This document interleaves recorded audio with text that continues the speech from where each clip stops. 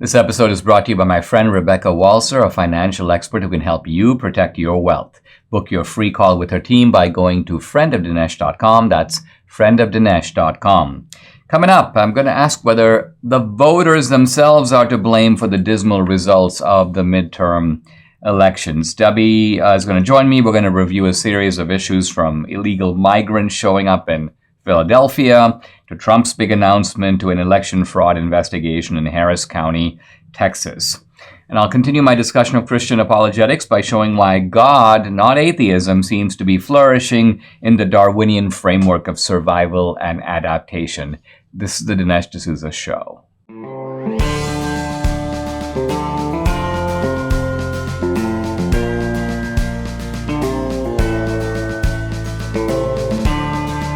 America needs this voice. The times are crazy. In a time of confusion, division, and lies, we need a brave voice of reason, understanding, and truth. This is the Dinesh D'Souza Podcast. Even a week or more than a week and a half after the midterm election, the result still seems perplexing. We haven't quite put all the pieces together, figuring out what happened. And we aren't sure how really badly we did. It seems worrying on many fronts, but there are a number of encouraging developments as well. In fact, if you were to say, use the old Reagan question, are we better off than we were before the midterms? And or even flashing back to a year ago, the answer is, politically speaking, we are better off. And there's very interesting. There's a fellow who did a little summary of some good things that have happened. He makes a kind of a list, and he goes, "Cheer up." He goes, "We're not doing as badly as we sometimes think, or we're not doing as badly as we feel." He goes, and here's his list. I'm just going to go through it and kind of comment on it. He goes, Trump is running. So this is obviously a Trump story. He's excited that Trump is running. He thinks that is, that brings back the prospect of the Trump years, which, despite all the division and all the screaming and even some of Trump's own irascibility, they were very good years economically and very good years even on the foreign policy front. Number two, Florida completely red. This is a huge development. This is a state that's been a swing state. In fact, been a swing state going back. Remember the Bush-Gore election of 2000, which all hinged on Florida, and it was split right down the middle. And it was split right down the middle even when DeSantis ran against Andrew Gillum the last time around, and DeSantis squeaked out the narrowest of victories. So this is a very good thing. Florida completely red. Number three, Elon took over Twitter. Now, he's mixing here cultural developments with political developments, but they are interconnected, and this, I think, is a huge development. He's right to list it. Majority in the Supreme Court, very important.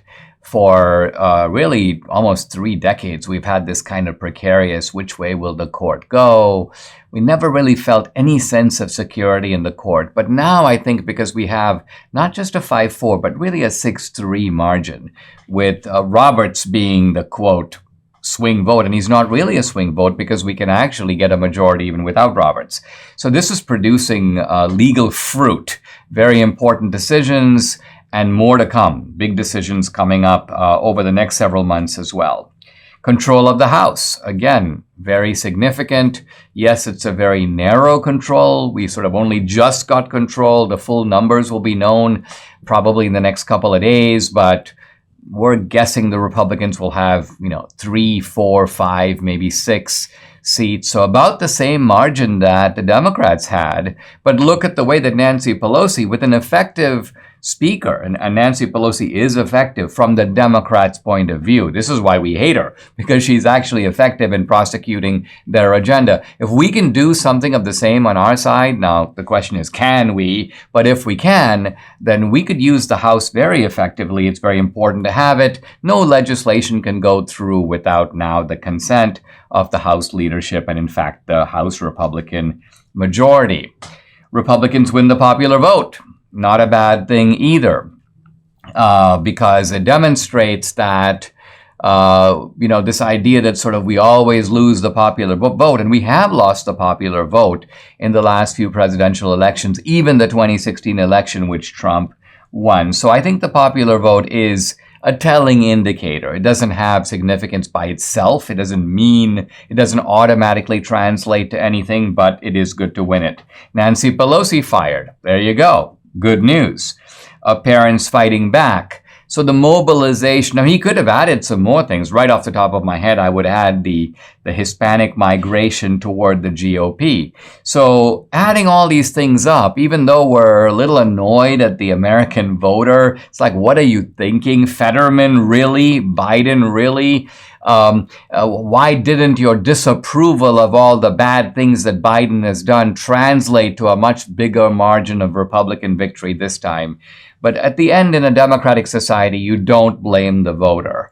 Sometimes the voter is partially to blame, but nevertheless, you do your best to educate the voter, to convince the voter. And I have to add, given what the Democrats are doing, to, in some cases, pick up the ballot of the voter in an evangelical church, or pick up the ballot of the voter at a gun show and deliver that ballot legally to its destination. In other words, play the same game the Democrats are, so that we are not just as good as they are in making the case, but we are as good as they are or better in also delivering the votes in order to be counted. Together, we have helped to build MyPillow into the incredible company it is today. And now Mike Lindell, the inventor and CEO, wants to give back to my listeners. Right now, MyPillow is offering exclusive offers on the bed sheets, the 6-piece towel set, and even offering an extended 60-day money-back guarantee. Orders placed now through December 25th will have an extended money-back guarantee through March 1st. The Giza bed sheets are marked down as low as $29.98. Believe me when I say you're going to get a great night's sleep in these. The 6-piece towel set, made with USA cotton, 2 bath towels, 2 hand towels, 2 washcloths, typically retailing for $89.98, but now $39.98 with promo code Dinesh. There's a limited supply, so be sure to order now. By the way, these also make good presents. Call 800-876-0227. That number again, 800-876-0227, or go to mypillow.com. Make sure to use promo code DINESH, Dinesh. Debbie and I are together for our Friday roundup of some of the big issues of the week. And I thought we'd start by talking about, well, the Trump announcement, some of the kind of one-way skirmishing that's gone on between Trump and DeSantis, and of course the left's egging all of that on. And then finally also Mike Pence kind of weighing in. Now, I have a couple of initial thoughts I want to put on the table and then see what, honeys, have you react to them. The first one is, I think that the left they have a game here. They hate Trump and they hate DeSantis. But they've realized if we can kind of use DeSantis as a truncheon to beat up Trump, he's the guy we are really afraid of. But if we can somehow knock him out with DeSantis, then the fight between them that we will encourage will be bruising enough that DeSantis himself will be wounded. And we're going to end up with our ideal nominee, Mike Pence, or somebody of that ilk. In other words, someone who's just more placid, more kind of a non-entity, not threatening, certainly not threatening to the left. Someone that the left goes, we can easily beat this guy. If by some miracle he beat us, we'll have nothing to worry about. We would be able to police this guy almost like a dog on a leash. So I think this is what the left is going for with Trump and DeSantis. And they want to fight. Guess who else is on this bandwagon? Fox News and Murdoch. Right. They actually announced that they are going to support DeSantis and not Trump. Well, it's really strange because you've got this news network that's supposed to be covering things, and they have, by the way, the Murdoch empire it's not just Fox News, it's the Wall Street Journal and the New York Post. And I'm noticing really weird things in the Wall Street Journal and the New York Post. The New York Post literally did not cover Trump's announcement, except they buried it and they had some sarcastic reference, almost like a joke. Well, now Former you know, real estate developer Yeah. announces. I mean, this was insulting. And from they called him, not only that, but they called him a 3-time loser. That was the headline, actually. Right. You know? So this looks to me like a Murdoch family vendetta against Trump, which, look, billionaires sometimes have these quarrels, but to actually use your media empire as a kind of forum and as a weapon in itself, this is actually not really what journalism and news is supposed to be about. And I tell you, you know, they are actually teetering on losing a lot of viewers. And so if they do this, if they try to do this, support, really trying to dismantle the GOP is what they're trying to do. Well, it's not going to bode well for They're trying their to viewers. remake the GOP in their own image. And I think they have an arrogant view of their influence. They sort of think, I mean, just look at the small example of 2,000 Mules, right? I was disappointed when Fox goes, we're not going to talk about 2,000 Mules. But did it hurt 2,000 Mules? 20 million people have seen the movie. The movie got very widely out.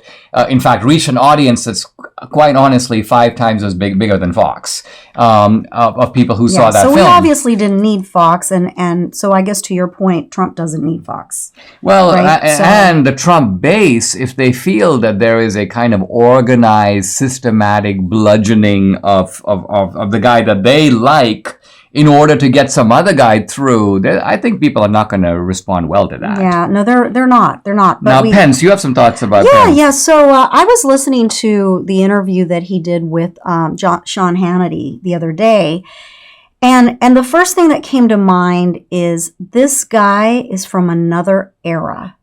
He is talking as though we are living in Reagan's America. And, you know, he's just so he's a really nice man, really, really nice, good Christian man. But his instinct is completely wrong in the political arena. I mean, just completely wrong. As you say, they see him as prey, really. And they know that if he were to become president miraculously, that they would just stomp all over him and that they could get their agenda passed no problem. So well, it's kind of like you have a guy who's like a sweet man and you have, outlaws who surround your ranch and the outlaws make it really clear. They're fiery torches and they're like, we're going to burn this ranch down. We're going to, rape your wife. We're going to kill your kids. We'll torch the whole place and we're going to take it over. And this man is like, I think the people outside, they're misguided. They seem to believe... Maybe if I just invite them over for dinner and feed them and talk about, our Christian values. And then Mrs. Pence goes, honey, do you really think it's a good idea to unlock the gates? Yeah. You really think it's a good idea to let those guys... Yes, I think it's a wonderful idea. Yeah. So, look, not to knock him, because I really do like him. No, I'm just saying, in general, we're not knocking Mike Pence. But we're saying there's a level of naivete. He cannot run in today's America. He's running in Reagan's America, and it doesn't exist anymore. It's just not here anymore. It's almost, to draw a historical analogy, this would be like in the late 1850s when the fires of secession are spreading throughout the country. The rhetoric is incendiary. A Democrat, Preston Brooks, has taken his cane and beaten a Republican senator in his office. And then you have someone who goes, well, they act as if it's still 1840. In other words, they act as if none of this is really happening. There isn't a slavery crisis. The country isn't splitting apart. And you'd have to say to that person, yeah, you're a nice guy. But I think what we're saying is you're not the man of the hour. You can't be, right? If you ever get airsick or car sick like I do, you'll do whatever it takes to feel normal again. And I don't mean using pills that make you drowsy or cheap sweatbands that just press on your wrist. So I've been using a device for about 15 years now that actually works. It's called Relief Band, and it's the #1 FDA-cleared anti-nausea wristband clinically proven to quickly relieve and effectively prevent nausea and vomiting associated with motion sickness, anxiety, migraine, hangover, morning sickness, or even chemotherapy. The technology was originally developed over 20 years ago in hospitals, and it's available to you. I wear it around my wrist, and I change the intensity to make it stronger or weaker. And I'd have to tell you, lately I've been using it on number 5 because there's so much turbulence these days. I also love that it's rated A+ with the Better Business Bureau and over 100,000 satisfied customers just like me. If you want the band that actually works at relieving your nausea, check out Relief Band. If you go to reliefband.com and use promo code Dinesh, you'll get 20% off plus free shipping and a no questions asked 30-day money-back guarantee. That's Relief Band, RELIEFBAND.com, promo code Dinesh. So often we hear about these election improprieties, election irregularities, and then we just wait and nothing ever happens. Now, I'm happy to say this came out from Greg Abbott, the re-elected governor of Texas. I'm calling for an investigation into the widespread problems with the Harris County elections last Tuesday and the allegation of election improprieties in our state's largest county. By the way, this is the county that includes Houston, may result from anything ranging from malfeasance to blatant criminal conduct. Yes. So he's going to look into it, and he's calling on people to look into it. Yeah. And this is overdue. But more importantly, I mean, I'm glad Greg Abbott is on this, but people will say Greg Abbott is a Republican and he didn't like the results because, Greg Abbott in Harris County lost. Beto O'Rourke got more votes than he did, right?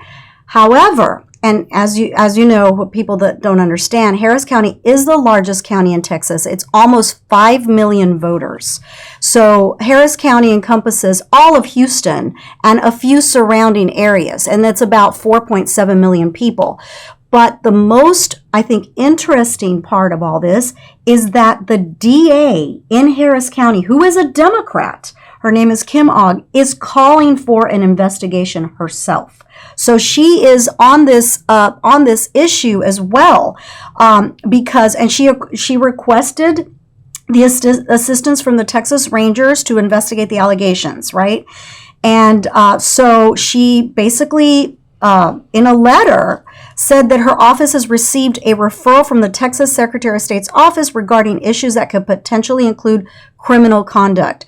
So this, and hearing from different voters and different poll watchers in Harris County, apparently many people were disenfranchised. They did not get to vote on Election Day. Now, this is very reminiscent of what happened in Maricopa County. Maricopa County is also a big county in Arizona, as is Harris County in Texas. So, it just really makes me angry that the left and even, YouTube and Twitter and Facebook, they don't allow us to talk about voter fraud or voter irregularities. But guys, it is happening. We're not making this up. There's a member of our film team who tried to vote in Maricopa County, and you've been getting the details, yes. But it's unbelievable. The guy basically says my vote isn't being counted. Yes. And sure, he goes on the website, and he's even gone on Kerry Lake's website. I think he's followed some of the threads of Charlie Kirk. He's basically trying to make sure that his vote counts. Mm-hmm. And to this date, as far as we know, he tried to do it yesterday because they said that the cutoff was 5 p.m. Mountain Time or whatever Arizona time is. Yeah. Right, 5 p.m. And that if they couldn't get it then it didn't count. Well, his vote did not count. So I think that and we're mentioning it only because we don't think that he's an isolated case. It remains a matter of debate. Was this some sort of unbelievable, incompetent glitch, pretty much just like Abbott says, in Maricopa County? Or is it the case that they decided if we can spike these Republicans on Election Day, they're never going to be able to recover from it because there's no way of coming back from that. Yeah, but this brings us to the larger point. The state legislature in Texas is run by Republicans. The state legislature in Arizona is run by Republicans. Why are we having these issues in these two states? The state legislature in Pennsylvania is run by Republicans. The state legislature in Michigan is run by Republicans. So there is a failure at the state level. Very often these state legislators are they're not on it. They don't realize the importance and urgency, and in some ways they don't recognize their own power. They have been empowered by the Constitution to not only make election rules, but fix election problems. I mean, this is like key, right? You would think we have control of these state legislatures. So guys, your job is to call your state legislatures, your representatives of your state, and urge them, bug them, call them, email them, send them letters so that they fix these problems. Election integrity is extremely important. And if we don't get it fixed in these places that we can get it fixed, I think we're done as a country. I mean, the Democrats, think of if they had if they had the power, they use their power in the legislatures, they use their power in the courts, they go to the mat for what they believe in. We need to do the same thing. And if our legislators won't do it, we need to have them hear from us. So people often ask us, Debbie, like, what can we do? And I've been saying, you can demand that there be electronic surveillance on drop boxes. You can participate in the process, become a poll observer. But here's something else you can do, and that is use the leverage you have, both through social media, but also direct communication with legislators at all levels of local and state government. What are you doing about election integrity? How can we be positive and certain that our elections in this state, in this county, are fair? Debbie and I try to eat healthy, but I'm not a big fan of the flavor of veggies. Still, I have to admit, when I'm in the produce section, all those vibrant colors of fruits and veggies look really good. Now, Dr. Douglas Howard at Balance of Nature told us that all the colors you see in the produce section equal nutritional variety. Different colors signify different key nutrients. If you eat only your favorite one or two veggies, you're missing a whole world of vital nutrients. Now, this is why Debbie and I take these 6 little fruits and veggie capsules every day. Each daily dose is made up of a blend of 31 different fruits and veggies. 31. And that's the only way we can possibly get what we need. So we give your body everything it needs with Balance of Nature. For a limited time, all new preferred customers get an additional 35% discount and free shipping on your first Balance of Nature order. Use discount code AMERICA. Call 800-246-8751. That number, 800-246-8751, or go to balanceofnature.com and use discount code AMERICA. Debbie and I have been talking about the power of state legislatures to address issues, and particularly election issues. I mean, look at this. Look at the not just GOP dominance in all these states, but it's the degree of dominance. I'm just going to read very quickly. Alabama, Arkansas, Florida, Georgia, Idaho, Indiana, Iowa, Kansas, Kentucky, Louisiana, Mississippi, Missouri, Montana, Nebraska, North Dakota, Ohio, Oklahoma, South Carolina, South Dakota, Tennessee, Texas, Utah, West Virginia, Wyoming. And again, those are the states in which Republicans dominate both houses, but the margins are huge. Look at Wyoming. The Senate, Republicans 28 to 2. It doesn't surprise me in Wyoming. And the House, 55 to 5. 55 to 5. But look at Texas, honey. Senate 19 to 12, House 86 to 64. So, I mean, you're not talking about 1 seat or 2 seat. You're talking about decisive majorities. What Republicans say in these states goes.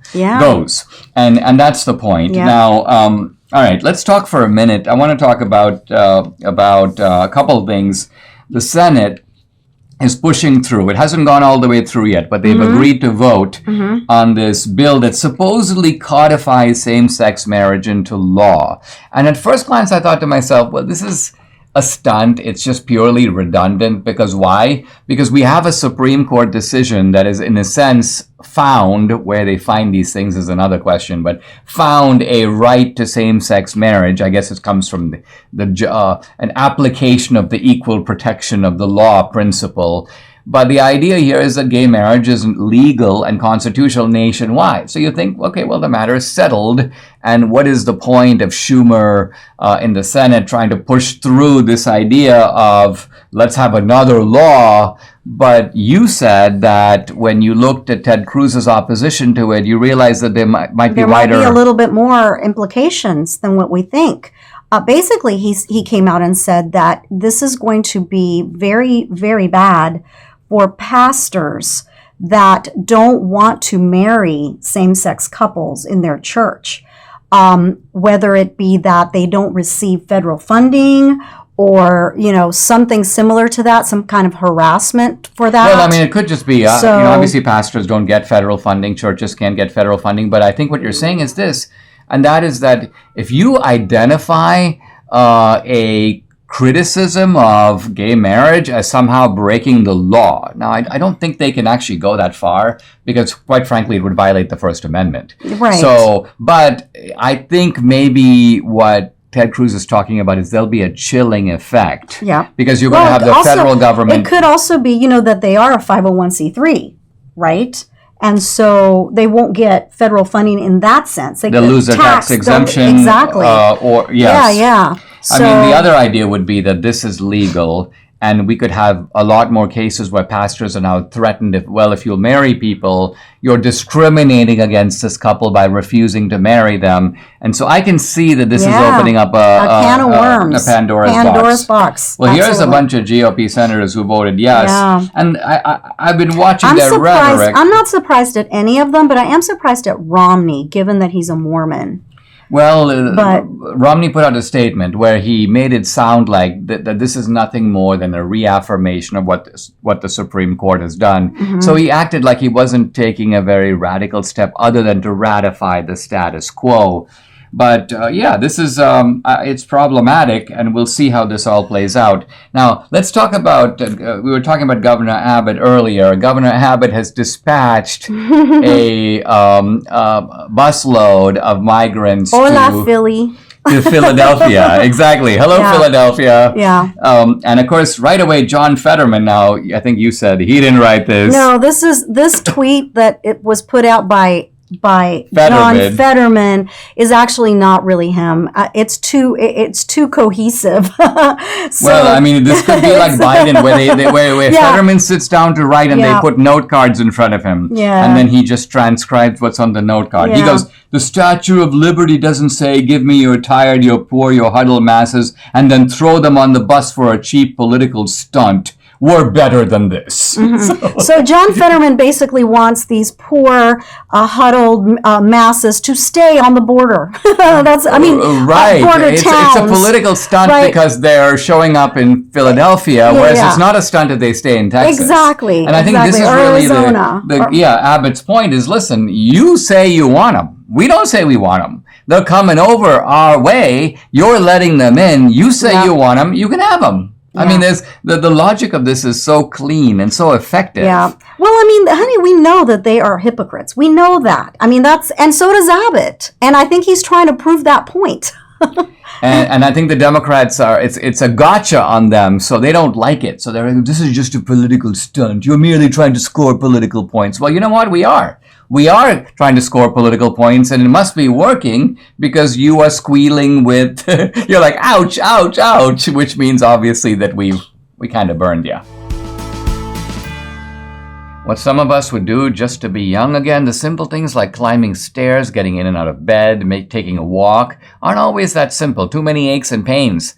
But they can be, because thankfully now there's a 100% drug-free solution to those aches and pains. It's called Relief Factor. Relief Factor supports your body's fight against inflammation. That's the source of aches and pains. The vast majority of people who try Relief Factor love it. They order more because it works for them. Debbie loves it too. She can finally do the exercises she likes, planks, push-ups, a stationary bike, all thanks to Relief Factor. It's been a real game changer for her and for so many other people. You too can benefit. Try it for yourself. Order the 3-week quick start for the discounted price of only $19.95. Go to relieffactor.com or call 833-690-7246 to find out more. That number again, 833-690-7246, or go to relieffactor.com. Feel the difference. I want to talk some more about the midterms, and an interesting article in the Daily Caller about how Republicans are starting to make real gains with Muslims in votes. And this is occurring in places like Dearborn, Michigan, but it's also occurring nationwide. And I think what's going on here is that the left offered a kind of bargain to the Muslims. And the bargain is this: we will give you a recognized kind of minority status in the Democratic Party. In other words, we'll create a plantation for you, just like we've done for the blacks. I mean, you can really look forward to a wonderful life that we have in mind for you on the Muslim plantation. But we want something from you in exchange. We basically want your children. We want to sexualize them, corrupt them, pervert them. And this is a great deal. Why would you say no? And the Muslims are like... They went, no. The Muslims are like, no. Yeah, they're I think, I mean, and I could just be, saying, how I feel about all this, right? Sharia and the rest of it. Yeah. But I do think that the Muslim parents they really galvanized and made a real big statement versus the Christian parents. The Christians are in the background. I also saw an interesting article, and I wanted to do a segment on it, about how in the Muslim community, the initiative, now you can say this is just patriarchy or whatever, but is taken by the men. And when you looked at the protest, the Dearborn protest, it was Muslim dads, one after the other. And by the way, these guys weren't like, these guys were in westernized dress. They were basically very Americanized, and they were saying, listen, we raise our kids. Mm-hmm. We raise them in an environment where we want them to be exposed to Islamic values. We want to teach them modesty, mm-hmm. decency, courtesy, civility. And then they go to school and they're exposed to these books that are graphically sexual, just downright disgusting.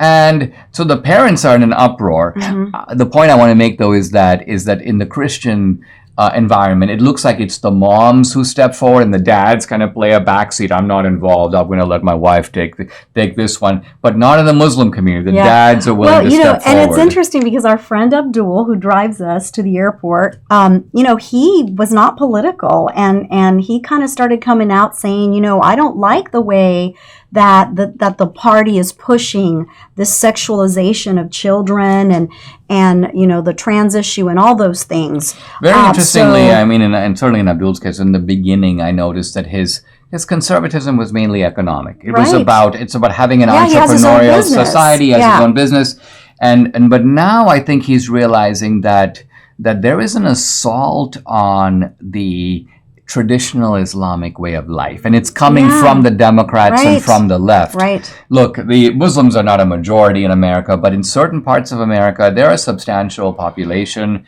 I think that all these groups, belong in the Republican Party because their aspirations align with the Republicans. Pretty much everything you could say about Hispanics, family-oriented, they want upward mobility, mm-hmm. they want economic opportunity. Yep.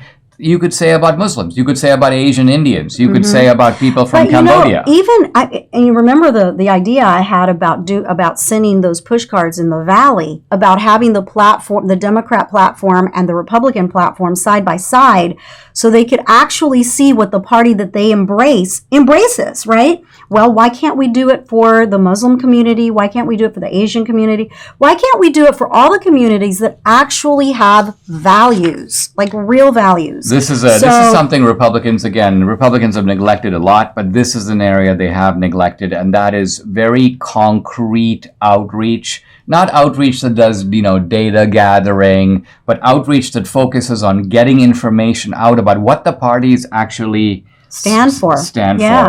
Here's another interesting article, and this is an article that pertains to some degree to Florida, but it pertains more widely, and that is that the migration of people, as people leave blue cities and they move to Texas, they move to Florida, they make Texas and Florida more red, but they make it harder for Republicans to win in those states, because some of those states, the cities are blue, but the state is purple. And so think, for example, if people are getting out of places like New Jersey and coming to Florida. Now, New Jersey, you might say Democratic state. Well, it's a Democratic state in certain pockets. Right. There are red areas of New Jersey, just as like there are many. They're making those red areas blue. They're making the red areas more difficult to win. Now, New York is a kind of counter trend, because in New York, Republicans did pretty well, mm-hmm. despite the New York exodus mm-hmm. out of New York. Yeah. And I think that was just a reflection of how badly the Democrats have run New York. Yep. And so even Democrats were voting for Republicans, voting mm-hmm. for people like Lee Zeldin. Mm-hmm. By the way, I've been messaging Lee Zeldin. He wants to come on the podcast. Oh, let's have him he has on. a lot of ideas Let's have him about what the GOP can do going forward, how it can win not just purple, but you may say blue votes. And I'm very interested in hearing from him about that. So we'll have him on the podcast shortly. That's wonderful. Yeah. And again, we, in Texas, we welcome those California, conservatives, not so much the liberals, because as you know, they leave a state because they can't stand the way things are in that state. Yet they come and they try to make it that state again. I don't get it, but it is a reality. It is a reality. Hello, I'm Mike Lindell, and I'm excited to announce my original My Slippers are back in stock. You've made them a huge success, and now I've added smaller sizes, larger sizes, wide sizes, and all new colors. And with your promo code, you still save $90 a pair. Not only that, I'm having the biggest closeout sale ever on our sandals and slides for as low as $19.98. What makes my slippers different is my exclusive 4-layer design that you're not going to find in any other slippers. My slippers' patented layers make them ultra comfortable, extremely durable, and they help reduce stress on your feet. Wear them anytime, anywhere. So go to mypillow.com or call the number on your screen now. Use your promo code to save $90 on my original My Slippers, or for as low as $19.98, you can get our sandals or slides. Quantities won't last long, and with my 60-day money-back guarantee, you can rest assured they'll be the most comfortable footwear you'll ever own. Some evolutionary biologists are really baffled by the adaptive significance of religion. The atheist Richard Dawkins says that maybe religion serves the purpose of what he calls wishful thinking. So his argument is that religion has persisted over the centuries in so many different cultures because people like to believe things that aren't true. And this gives them a certain type of psychological comfort. But this explanation, if you think about it for a minute, makes no evolutionary sense. It's really odd coming from an evolutionary biologist, because evolution punishes beliefs that are ridiculously untrue, that are, you may say, wishful thinking. So here's Steven Pinker, the cognitive psychologist. By the way, Pinker is himself an atheist. He's kind of an ally of Dawkins in the atheist crusade against religion. But even he's pointing out that the wishful thinking argument doesn't really work. I'm quoting Pinker, quote, "A freezing person finds no comfort in believing he is warm. A person face to face with a lion is not put at ease by the conviction that he is a rabbit." In other words, what Pinker is saying is that, yeah, if you have people who like to believe things because they wish they were true. Hey, I'm really cold, but I wish I was warm, and that's somehow going to make me feel better. He goes, no, it doesn't make you feel better. In fact, it gives you the illusion that you don't have to go find a warmer place, and so you're more likely to freeze because you have this wrong belief that your imagination can kind of create warmth. Similarly, says Pinker, if there's a lion about to eat you, your survival instinct should be run. It shouldn't be, I wish I wasn't a human being. I wish I was a bird who could just fly away, or a rabbit who can run into a small hole. You're not a bird. You're not a rabbit. And human beings confronted by lions who think that they're birds or rabbits are very likely to get eaten. So this is the point, that the wishful thinking explanation really doesn't work. So then Steven Pinker goes, well, let me think of my own explanation for why religion has this kind of continuing hold on humanity, a hold that has not diminished with time, with modernity, with technology, with progress, with any of it. And Pinker gives an explanation, I think, that is in a way no better than Dawkins, which is he goes, well, maybe there is a, quote, God module in the brain that predisposes people to believe in transcendence or in the Almighty. So this is almost like saying that there is a God gene. But of course, that only begs the question, how would this God gene have evolved? What is its adaptive purpose? So you're not explaining something by simply saying that there is a gene. You have to explain how that gene came about. So for example, just to take a look at a different area, if I were to ask you to account for the fact that men are more, let's say, aggressive than women, something that is true, certainly on average, and can be verified by looking inside any prison population to see that violent crimes are disproportionately committed, for example, by men. It's no answer to say, well, men have a kind of aggressive tendency or an aggression module. The question obviously becomes, why is it that the male physiology has developed in such a way as to have this predisposition? So in other words, I don't think that this God module explains anything. It's another way of saying I don't have an explanation. In fact, Pinker kind of admits this when he goes on to say, in effect, he says, hey, listen, maybe there really is no evolutionary value to the so-called God module, but maybe it developed in conjunction with other things that do have evolutionary value. So it's kind of an accidental byproduct of that. And again, this is another way of confessing I don't know the explanation. If somebody asks you, how do you explain this little squiggly mark? And you say, well, I don't have an explanation, but maybe when I was trying to draw a picture, the squiggly mark was accidentally created, then the squiggly mark has no explanation in terms of the picture. It just is something that you're saying happened to show up while something else was actually going on. Now, Randy Alcorn, who is the founder of Eternal Perspective Ministries, kind of blows this whole evolutionary argument out of the water, in my opinion, by giving an example, giving a kind of thought experiment. A thought experiment is putting a couple of things in front of you that make you really think and make you see that it is really transcendence. It's belief in religion that has adaptive significance, and the thing that doesn't have adaptive significance is secularism, is non-religion, is atheism. So let's look at what Randy Alcorn has to say. I'm just going to begin, and then I'm going to continue discussing it in the next segment. He goes, I'm going to give you two creation stories, and I'm going to ask you whether it matters which one is true. Here's the first one. You are the descendant of a tiny cell of primordial protoplasm washed up on an empty beach 3.5 billion years ago. You are the blind and arbitrary product of time, chance, and natural forces. You are a mere grab bag of atomic particles, a conglomeration of genetic substance.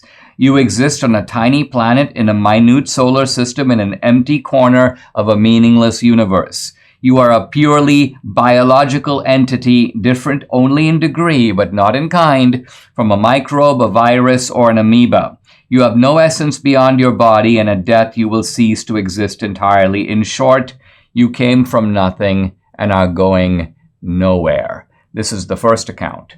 When we come back, I'll pick it up and give you Randy Alcorn's second account. And the question you want to keep in mind is, which account is more likely to give human beings a sense that I want to live, I want to continue living, I want to have children that persist into the next generation? In other words, which of these two accounts lends itself to a greater adaptive or perhaps Darwinian survival value? Randy Alcorn goes on to now give his second example. In his second example, he writes, quote, you are the special creation of a good and all-powerful God. You are created in his image, with capacities to think, feel, and worship that set you above all other life forms. You differ from the animals, not simply in degree, but in kind. Not only is your kind, you are unique among your kind. Your Creator loves you so much and so intensely desires your companionship and affection that he has a perfect plan for your life. In addition, God gave the life of his only Son that you might spend eternity with him. If you are willing to accept the gift of salvation, you can become a child of God. End quote. Now, Randy Alcorn isn't purporting here to say which account is true. He's just asking a different type of question. Imagine two groups of people. Let's call them the secular tribe and the religious tribe. And they subscribe to these two worldviews. The secular tribe subscribes to the secular worldview, which is basically you've come from nothing and you're going nowhere. And the religious tribe subscribes to this, you are unique, you are a child of God worldview. And Randy Alcorn just asks, which of these two tribes is more likely to survive and flourish? And his answer is obviously the religious tribe. They have an incentive not only to build their own life in the hope and expectation of a successful and good and godly life on this earth, but also a continuing existence after. And moreover, they have every incentive to bring children into the world, children who are also themselves children of God, who themselves have hope and who themselves have this ability to flourish. And Randy Alcorn implies conversely that if you believe that human beings have no purpose, no point, we're just essentially material beings in a material world, our only purpose is immediate and short-term self-gratification, our death is the end of us, then the question becomes, what's the big deal? I mean, why, first of all, if the amount of pain is greater than the amount of pleasure in your life, why not even take your life? Moreover, why have children? What is the point of that? Since there's no continuation for these children in the sense that you're going to be gone, you're not going to be here to see their life. So in other words, the point is that you would expect secular societies to be more listless, more purposeless, and to be decadent in the very literal sense of the term. Decadent means dying. So decadent here means you don't replace yourself. Your populations begin to shrink. And having said all this, Randy Alcorn looks around the world and he goes, well, isn't that the way it is? Isn't it the case now that in secular societies, notably Europe, people are having fewer children? This is now increasingly true also in America. Here's sociologists Pippa Norris and Ron Inglehart. Richer, more secular countries, quote, are producing only about half as many children as would be needed to replace the adult population. So these societies are decadent in the very literal sense that they are shrinking. They are, and if this decadence continues, they will in fact die.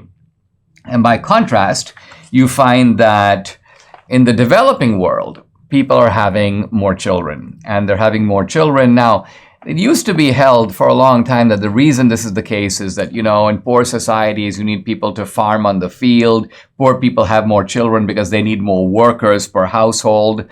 Much of this type of analysis has been discredited by more recent research that shows that, or even the argument that used to be very common when I was growing up, oh yeah, Dinesh, of course people in India have so many children, it's because it's a really poor country and there's not a lot to do. And so the argument that sort of you have children as a form of entertainment, because of course you don't have MTV or you don't have Netflix, this actually was an argument that people in the past thought had some plausibility. Well, it may be the case that children are, in a kind of labor sense, more useful to the poor, but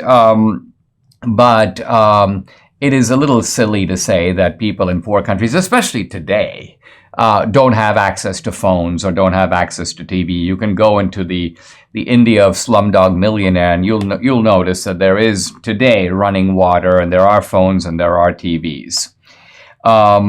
Wealthy people can afford to have more children than poor people, and yet they choose to have fewer children.